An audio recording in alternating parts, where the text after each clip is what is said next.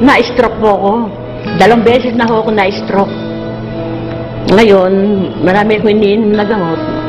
Ang akin pong diabetes, 300. Tapos, ang aking high blood, 170, 180, over 100 ang presyon ko. Ang diabetes ko, 300. Tapos may sakit din po ako sa liver. Meron din akong sa kidney, may sakit din ako. At saka may sakit din po ako sa puso. Hindi, take ko po yung mga narvas, yung mga dukpa na yun. Pero ganun pa rin. Bakit mataas pa rin ang presyon ko?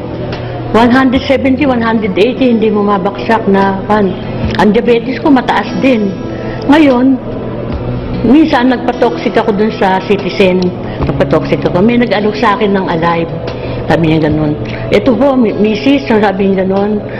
Mabuti po ito sa mga na-stroke, tsaka magaling po itong Alive na ito. O sige, kukunin ko na yan. Magaling ba yan? Sabi niya ganun. Makakalakad pa ako ng gusto, sabi niya ganun. Pipilay-pilay ako sa niyaya. Meron akong tungkod, yung tungkod sa stroke. Hindi ako nakakalakad. Tinatake kong once before breakfast, 30 minutes before breakfast. Nung linggo ko, nagpa-check up po ng, ngayon ang presyon ko ngayon, 130 over 80.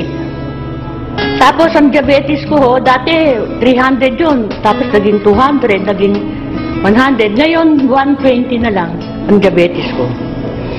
Pati yung cholesterol ko, dati umiinom ako ng Lipitor. Ang mahal-mahal ng Lipitor, 60 pesos ang isa. Ininom ko yun ng isang buwan.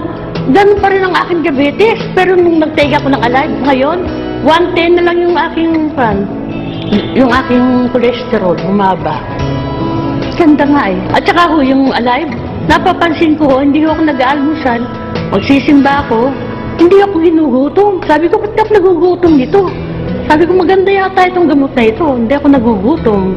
Inaabot ako doon hanggang alas 11 ng umaga sa simbahan.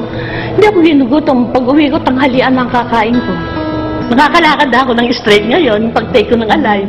Ayan, sinasama nila ako ngayon. Ang ganda-ganda ng kami. Tsaka, pagising ko sa umaga, sasabihin ko sa salamin, ay, ang ganda ko yata ngayon. Gumaganda ko yata ngayon.